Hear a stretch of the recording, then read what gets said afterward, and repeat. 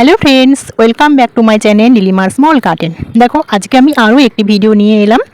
এই ভিডিওতে থাকবে আমি নীলকণ্ঠ গাছে এবং অন্যান্য গাছে আমি যে সিক্রেট সারটি ব্যবহার করছি সেটির ভিডিও। সিক্রেট সার বলতে এই যে কতগুলো দেখো কাঁচা ছোলা। আমরা যেহেতু সকালে প্রতিদিন এই কাঁচা ছোলা ও কাঁচা বাদাম ভিজানো খাই, তো দেখো কালকে আমি কাঁচা ছোলা ও বাদাম ভিজতে দিয়েছিলাম। সেই কাঁচা ছোলা ও বাদামের ভেজা যে জলটা, এক রাত থাকার পরে সেই জলটাকে আমি সিক্রেট খাবার বলছি আমার গাছের জন্য। কারণ আমি যে জলটা এখন দেবো, দেখো ছোলাগুলো আমি একে একে ভালো ফ্রেশ জলে আমি ধুয়ে নিয়ে তারপরে ছোলাগুলো খাবার একটা যোগ্য হয়ে যাবে, খেতে পারবো। আর যে প্রথম যে জলটা, তার আগে দেখো আমি এই যে ছোলাগুলো ও বাদামগুলো ভালো করে কচলে ধুয়ে নিচ্ছি, যেহেতু সারা রাত জলে ভেজানো ছিল। তো ছোলার গায়ে একটু আঠা আঠা ভাব হয়ে গেছে, যেহেতু বাসি জল, সেই জলটাকে ফেলবো না, সব জল একত্রিত করে আমি দেখো এবারে গাছে দেবো। চলো, আমার এটা সিক্রেট খাবার বলছি কারণ এটা আমি প্রায় দিই, কিন্তু খুব ভালো একটা ফল পাই। এই যে দেখতে পাচ্ছ নীল রঙের থোকা যে নীলকণ্ঠ গাছ, থোকা নীলকণ্ঠ গাছ, এখন কিন্তু কোনো ফুল নেই এবং কোনো কুড়িও আসেনি, পরিষ্কার বুঝতে পারছো।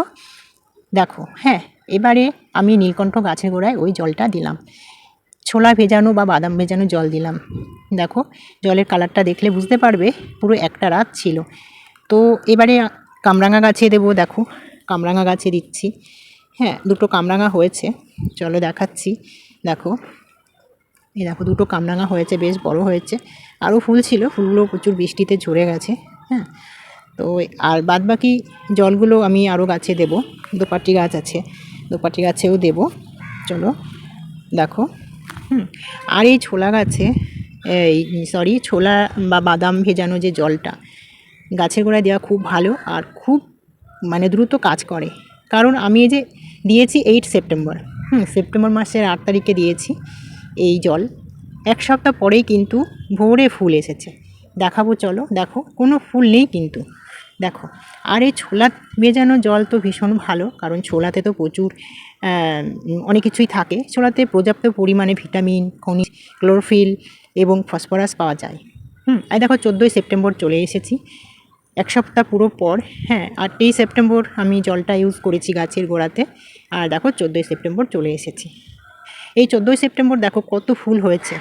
দেখো সাইডে সাইডে তাকাও, দেখবে পাশে কিন্তু অনেক কুড়িও চলে এসেছে, প্রচুর প্রচুর পরিমাণে কুড়ি হয়েছে এবং ফুল দেখো ভরে এসেছে। তো ছোলা তো আমরা খাই, ছোলা এবং বাদাম খাই, তো ছোলাতে প্রচুর পরিমাণ ভিটামিন, খনিজ, ক্লোরোফিল এবং ফসফরাস পাওয়া যায়, যার কারণে প্রতিদিন ভেজানো ছোলা খাওয়ার মাধ্যমে রোগ প্রতিরোধ ক্ষমতা শক্তিশালী হয়, এবং রোগের বিরুদ্ধে লড়াইয়ের দেহের ক্ষমতা বৃদ্ধি পায়।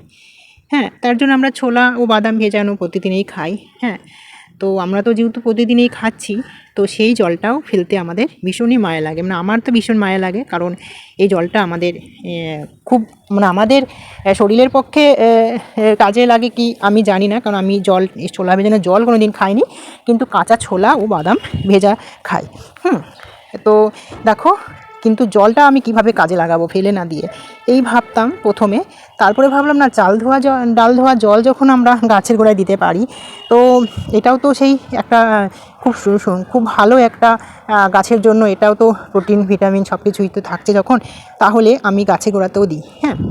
আমাদের শরীরে ছোলা এবং বাদাম যে কাজটা, যে কাজগুলো করে ভেজা ছোলা বা বাদামে, তো নিশ্চয়ই সেই জলটাতেও আমাদের গাছেরও অনেক কাজ হবে, কারণ এতে ফসফরাস পাওয়া যাচ্ছে, ফসফরাস তো আছেই অনেক, তারপরে তো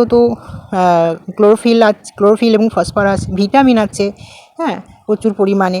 তার জন্য গাছে তো ভিটামিন তো লাগেই না, ফসফরাস লাগে, সব কিছুই লাগে গাছে। আমাদের শরীরে যেরকম সব কিছুরই প্রয়োজন আছে, গাছেরও ঠিক সেরকম সব কিছুরও প্রয়োজন আছে।